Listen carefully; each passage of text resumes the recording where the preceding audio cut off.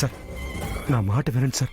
నిజంగా ఆ మర్డర్లకి నాకు ఎలాంటి సంబంధం లేదు సార్. స్టేషన్కి వచ్చిన ప్రతి ఒక్కడు ఇదే డైలాగ్ చెప్తాడు కేపీ. ఈ డైలాగ్తో నాకు ఎంత ఇరిటేషన్ వస్తుందంటే అది నేను నీకు ఎక్స్ప్లెయిన్ చెయ్యాలంటే నాకు చిరాకు వస్తుంది. ఏయ్! ఈ నేరానికి నాకు ఎలాంటి సంబంధం లేదు అన్న డైలాగ్ నుంచి చెప్పించగా చివరికి నువ్వే నిజం చెప్తావు. నీ విషయంలోనూ సేమ్ టు సేమ్ అదే జరుగుతుంది. సార్ నా మాట నమ్మండి సార్. నిజంగా నేనే తప్పు చేయలేదు సార్. నిజం చెప్తున్నాను సార్. నేను హత్యలు చేయలేదు సార్. రే నేను పోలీసుని రే. నేను ఎవ్వరిని నమ్మను. కళ్ళు మూసుకుని ఒకే ఒక్కరిని నమ్మేవాణ్ణి.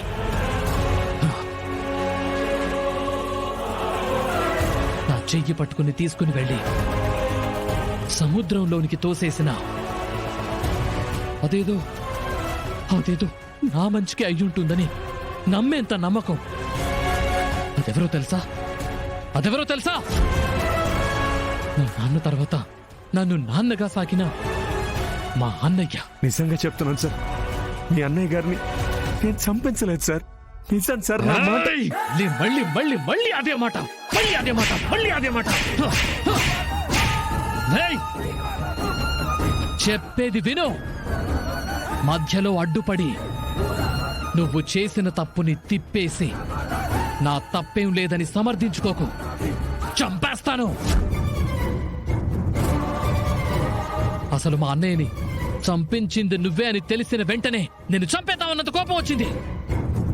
కానీ నా ఒంటి మీదున్న డ్రెస్ అడ్డొచ్చింది. అందుకే ఎంతో మర్యాదగా ఇక్కడ దాకా తీసుకొచ్చి ఇంట్రోగేట్ చేస్తున్నాను. అయినా మా అన్నయ్య నీకేం ద్రోహం చేశాడు? ఏ ద్రోహం చేశాడు?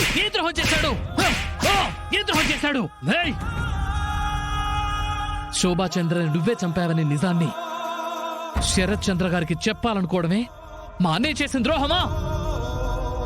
అంటే నిజాయితీగా ఏ పోలీసు ఉండకూడదా? సార్ నిజాయితీగా ఉండేవాళ్ళంటే నాకు కూడా చాలా గౌరవం సార్. నేను కూడా ఇప్పటిదాకా నా జీవితంలో చాలా నిజాయితీగా ఉన్నాను సార్. గౌరవంగా బతుకుతున్నాను సార్.